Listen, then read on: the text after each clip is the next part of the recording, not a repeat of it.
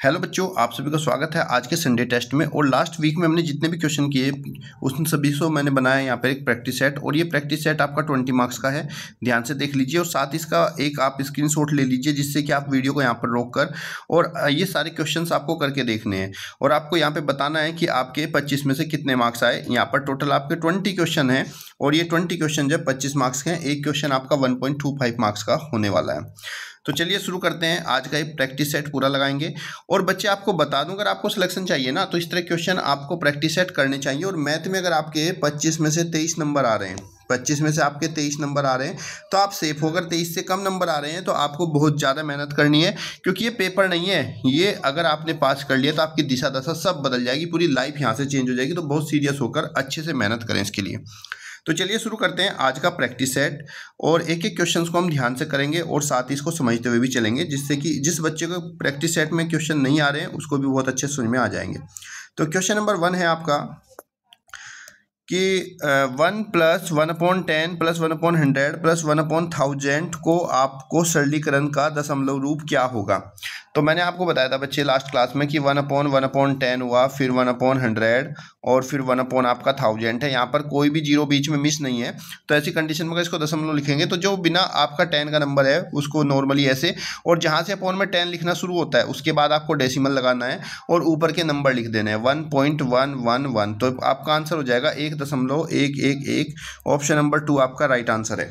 अगला प्रश्न है 42वां 16, 80 और 48 का एलसीएम क्या होगा। हमें 16, 80 और 48 का एलसीएम निकालना है। सोल्व करेंगे इसको। 2 से कैंसिल हुआ, 2 8 जा 16, 2 4 जा 8, 2 2 जा 4, 2 4 जा 8। फिर हम यहाँ से 2 से कैंसिल करेंगे, 2 चौक 8, 2 दूनी 4, 0, 2 कम 2, 2 दूनी 4। फिर यहाँ पे हम 2 से कैंसिल करेंगे, 2 दूनी 4, 2 दशम 20, 2 छिक 12। फिर यहाँ से 2 से कैंसिल करें, 2 कम 2, 2 पंजे 10, 2 तिया 6। और फिर यहाँ पे हमारा 3 से कैंसिल होगा, 5, 3 कम 3। और फिर हम यहाँ पे 5 से कैंसिल करेंगे। इन सब की मल्टीप्लाई करेंगे, 2 दूनी 4, दूनी 8, दूनी 16, पंजे 80, तिया 240। तो इन सब का जो एलसीएम है वो आपका 240 आ जाएगा।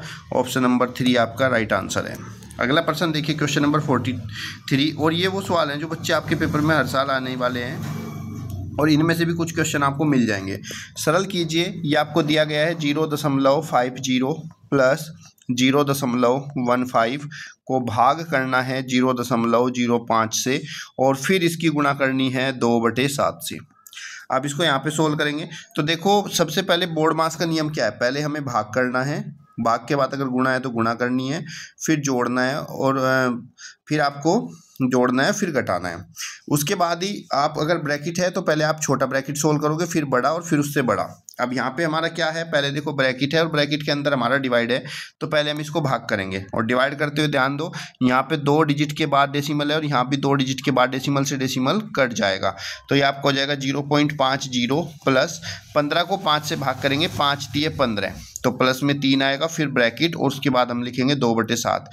3.05 को जोड़ेंगे तो आपका आ जाएगा 3.50 गुणा में 2/7। ब्रैकेट सोल्व हो गया। उसके बाद गुणा करेंगे, 7 से 3.5 कटेगा, 0.5 बार 7 पंजे 35 और 5 दूनी आपका 10 हो जाएगा, यानी कि 1 के बाद 1.0। ऑप्शन नंबर 1 आपका राइट आंसर हो जाएगा, 1 आपका राइट आंसर। क्लियर बच्चे। क्वेश्चन नंबर 44 देखिए, एक आयत का परिमाप है 40 सेंटीमीटर, उसकी लंबाई 12 है, तो उसकी चौड़ाई क्या होगी। अगर हमें आयत का परिमाप दिया है तो इसकी चौड़ाई बराबर होती है परिमाप बटे 2 माइनस लंबाई। ध्यान रख लेना इसको, चाहे फॉर्मूले को नोट कर लो। अगर आपको परिमाप दिया है, चौड़ाई पूछी है, तो परिमाप बटे 2 माइनस लंबाई होती है। परिमाप कितना आयत का 40 डिवाइड बाय 2 और माइनस में लंबाई 12।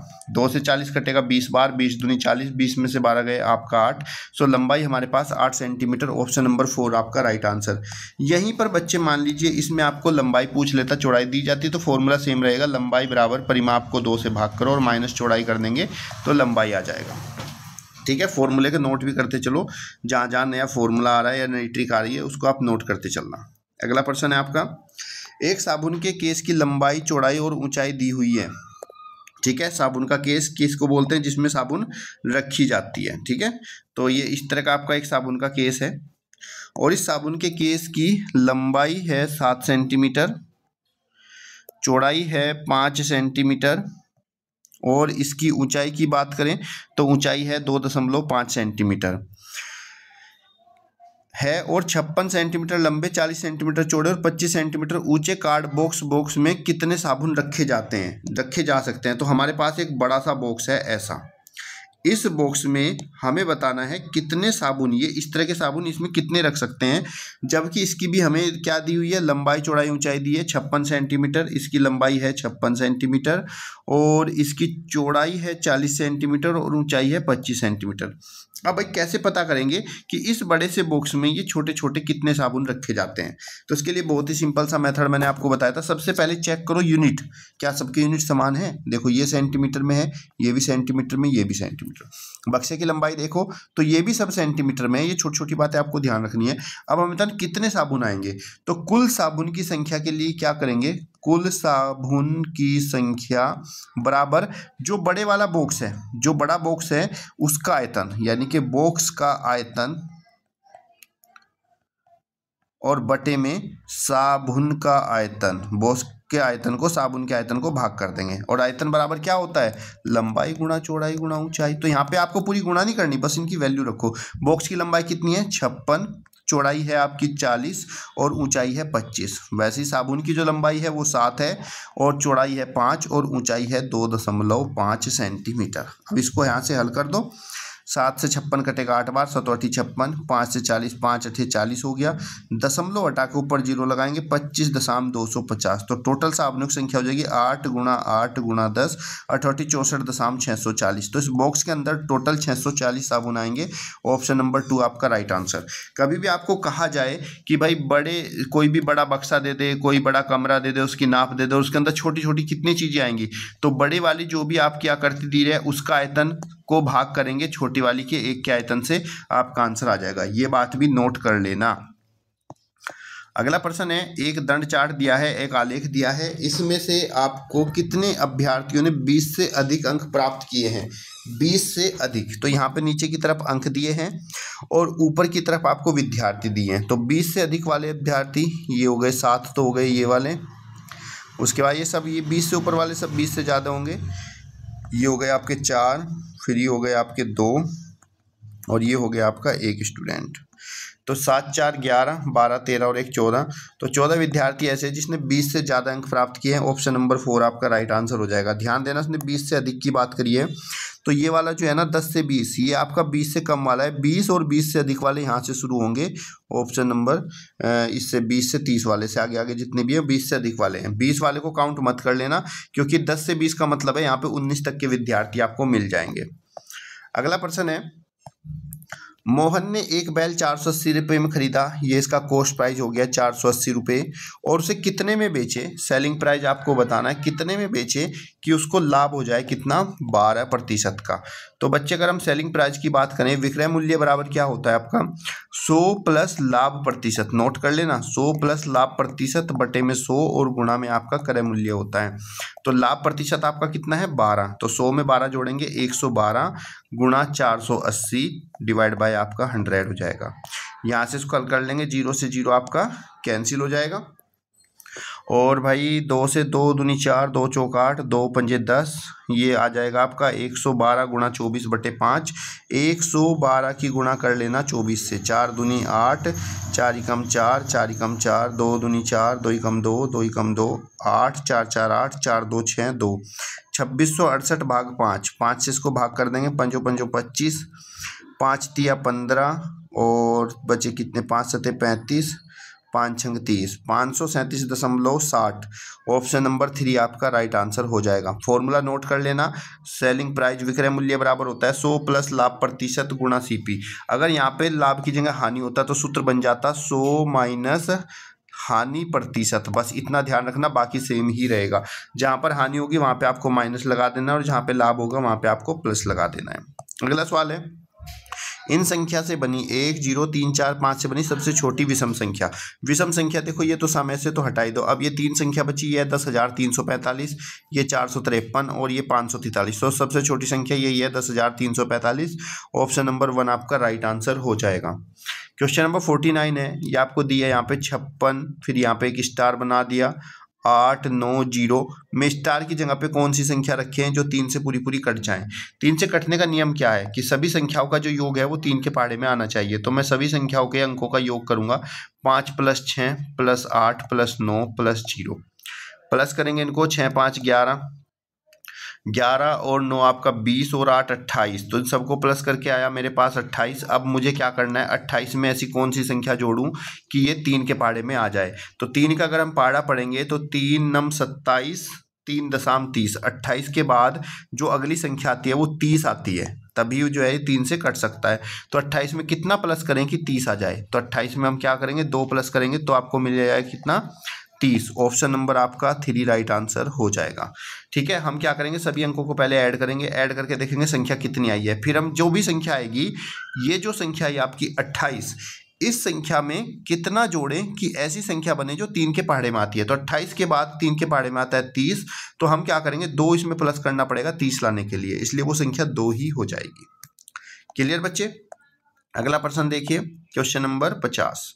क्वेश्चन नंबर 50 में आपका दिया गया, यात्रा के प्रारंभ में कार की रीडिंग जो थी वो थी 678.3 और जब यात्रा का अंत हुआ तो उस समय रीडिंग हो गई 913.5 किलोमीटर। तो गाड़ी कितनी दूर चली। देखो बच्चे, जब हमें गाड़ी का पता करना होगा कि गाड़ी कितनी चली, तो अंतिम रीडिंग जो होगी उसमें से पहली रीडिंग को माइनस कर देंगे। 5 में से 3 गया आपका 2 हुआ, 13 में से 8 गए 5, 10 में से 7 गया 3, 8 में से 6 गया 2। तो ये गाड़ी चली है 235.2 किलोमीटर। ऑप्शन नंबर 4 आपका राइट आंसर हो जाएगा। कभी भी आपसे ऐसा पूछा है गाड़ी कितनी दूर चली, तो आखिरी रीडिंग में से पहली रीडिंग को माइनस कर दोगे, आपका आंसर आ जाएगा। अगला प्रश्न है, यदि तीन संख्याओं का गुणनफल, कोई 3 संख्या है A B C और 3 संख्याओं का गुणनफल है 7980। उसमें कह रहा है यदि 2 संख्याओं का गुणनफल दे रखा है, उसने 2 संख्याओं का गुणनफल कितना है 228। तो बताओ तीसरी संख्या क्या होगी। तो 7980। अगर हमें तीसरी संख्या पता करनी है तो हम क्या करेंगे, तीसरी संख्या पता करने के लिए जो तीनों संख्याओं का गुणनफल है उसको भाग कर देंगे 2 संख्याओं के गुणनफल से, क्योंकि हमें पता है भाई तीनों की गुणा करके तो ये आया। तो 3 में से कोई 2 संख्याओं का गुणनफल दे रखा है, तो वो जो 2 संख्याओं का गुणनफल है उससे तीनों संख्याओं के गुणनफल को भाग कर दो तो आपकी संख्या आ जाएगी। अब इसको हल करते हैं, काट देते हैं। 2 ही कम 2, 2 ही कम 2, 2 दूनी 4, 2 तिया 6, बचा कितना 1। तो 2 नीम 18, 2 नीम 18 0। फिर हमारा ये 2 से कट जाएगा, 2 पंजे 10, 2 सते 14। यहाँ पे भी 2 ही कम 2, बचा 1, 2 नीम 18, फिर 2 नीम 18, 2 पंजे 10 हो जाएगा। फिर 19 तिया 57, 19 ही कम 19, 19 पंजे 95, 105/3 हो गया। 3 से काटेंगे, 3 तिया 9, 3 पंजे 15। ऑप्शन नंबर आया 4 राइट आंसर। क्लियर बच्चे, समझ में आ रहा है ना, क्योंकि ये टेस्ट ही बहुत जरूरी है बच्चे। अगर आपसे नहीं हुआ, आपके नंबर कम आए तो उसको सीख लो, पेपर में तो 100% मिलेगा इससे। 10 वस्तुओं का क्रय मूल्य 8 वस्तुओं के विक्रय मूल्य के बराबर है, तो बताओ लाभ प्रतिशत क्या होगा। देखो यहाँ पे CP of 10 article is equal to SP of 8 article के बराबर है। तो ऐसी कंडीशन में क्या होता है, जब ये इस तरह से बराबर दिया जाता है तो SP के साथ जो वस्तु होती है उसको क्रय मूल्य मान लेते हैं। तो यहाँ पे जो क्रय मूल्य होगा वो 8 हो जाएगा और विक्रय मूल्य जो हो जाएगा वो आपका 10। जो कॉस्ट प्राइस के साथ वस्तु हैं वो आपका विक्रय मूल्य बनेगा, जो सेलिंग प्राइस विक्रय मूल्य के साथ वस्तु है वो आपका क्रय मूल्य बन जाएगा। लाभ की बात करें तो लाभ बराबर होता है SP माइनस CP, विक्रय मूल्य माइनस क्रय मूल्य। 10 में से 8 घटाएंगे तो आपका आ जाएगा 2। अब लाभ प्रतिशत बराबर क्या होता है, लाभ बटे क्रय मूल्य गुणा में 100। लाभ आपका है 2 और क्रय मूल्य है हमारा 8, इंटू में करेंगे 100। 2 से 8 जाएगा 4 बार, 4 से 100 कटेगा 25 बार। तो आंसर आ जाएगा 25%। ऑप्शन नंबर 1 आपका राइट आंसर हो जाएगा। क्लियर बच्चे। क्वेश्चन नंबर है आपका 53। देखो ये क्या कह रहा है, एक फरस है, ये इस तरह का हमारा एक फरस है। इस फरस की जो लंबाई है वो 3.6 मीटर है और अगर चौड़ाई की बात करें तो 4.5 मीटर है। इस फरस पर हमें क्या करनी है, छोटी छोटी टाइल्स बिठानी है और इस टाइल्स का जो टाइल्स है वो वर्गाकार है, यानी कि लंबाई भी इसकी 15 सेंटीमीटर है, चौड़ाई भी 15 सेंटीमीटर है। तो हमें बतानी है कुल इसमें कितनी टाइल्स लग जाएंगी। तो अभी मैंने बताया था जब हमें ये एक बड़ी सी वस्तु में से बताना हो छोटी वस्तु कितनी बनेगी या फिर छोटी छोटी छोटी कितनी बनकर बड़ी वस्तु बनेगी।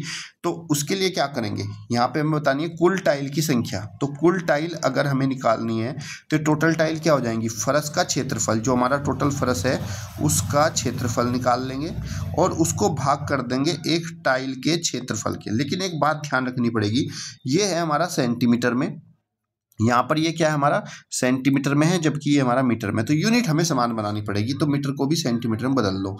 एक मीटर को सेंटीमीटर बदलने के लिए क्या करते हैं, 100 से गुणा। तो 3.6 में 100 से गुणा करेंगे तो 360 सेंटीमीटर हो जाएगा, और इसको 100 से गुणा करेंगे तो ये 450 सेंटीमीटर हो जाएगा। अब फर्श का क्षेत्रफल बराबर फर्श की लंबाई गुणा चौड़ाई, 360 गुणा 450 बटे में टाइल का क्षेत्रफल वर्गाकार है, तो ये आपका हो जाएगा 15 गुणा 15। इसको हल कर देंगे, 15 तिया 45, जीरो हो गया, और 15 दूनी 30। तो टोटल टाइलों की संख्या हो जाएगी 360 गुणा 2, 360 दूनी हो जाएगा 720। तो यहाँ पर 720 टाइल लगेंगी। ऑप्शन नंबर 2 आपका राइट आंसर हो जाएगा। अगला प्रश्न देखते हैं, क्वेश्चन नंबर 54 में क्या बोला गया है, पहले इसको ध्यान से पढ़ लो। एक घनाभ की लंबाई चौड़ाई ऊंचाई दे रखी है, ये हो गया हमारा घनाभ, और घनाभ की लंबाई है 15 सेंटीमीटर, चौड़ाई है 10 सेंटीमीटर, ऊंचाई है 5 सेंटीमीटर। घनाभ के संपूर्ण तलों का क्षेत्रफल, अगर कोई घनाभ है उसके संपूर्ण पृष्ठ पूछा जाए, सभी पृष्ठ, तो सभी पृष्ठ क्या होते हैं, ये फॉर्मूला नोट कर लो। संपूर्ण पृष्ठ का क्षेत्रफल होता है 2 गुणा लंबाई गुणा चौड़ाई प्लस चौड़ाई गुणा ऊंचाई प्लस ऊंचाई गुणा लंबाई। ठीक है बच्चों, अब ये सारी वैल्यू यहाँ पे रखेंगे। 2 गुणा लंबाई कितनी है 15, चौड़ाई है 10, प्लस में चौड़ाई गुणा ऊंचाई, चौड़ाई है 10, ऊंचाई है 5, प्लस में ऊंचाई गुणा लंबाई, ऊंचाई है 5 और लंबाई है 15। सब वैल्यू रखेंगे। 2 गुणा 15 दशमलव कितना हो गया आपका 150, 10 पंजे हो गया 50 और 15 पंजे हो गया 75। 2 गुणा प्लस करेंगे 5, 7 5 12, 5 17, 1 1 2, 275 गुणा करेंगे 2 पंजे 10, 2 7 14, 1 15, 2 दूनी 4, 1 5। तो इसका आंसर आ जाएगा आपका 550 वर्ग सेंटीमीटर। ऑप्शन नंबर 1 आपका राइट आंसर हो जाएगा। क्लियर बच्चे, अगला क्वेश्चन देखते हैं।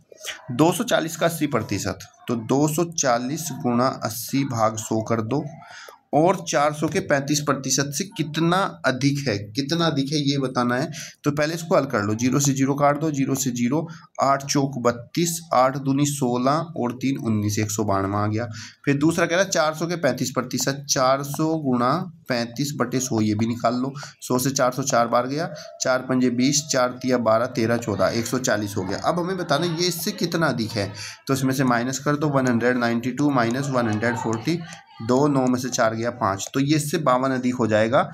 ऑप्शन नंबर 3 आपका राइट आंसर हो जाएगा। क्लियर बच्चे, अगला प्रश्न देखिए।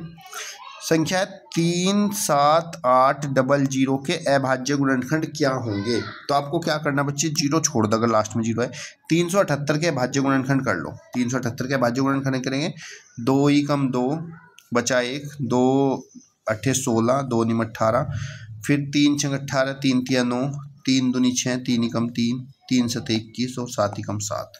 अब बच्चे जो हमने 2 जीरो छोड़ी थी ना, 1 जीरो किससे बनती है, ये जो हमारी 1 जीरो बनती है 2 और 5 से मिलकर बनती है।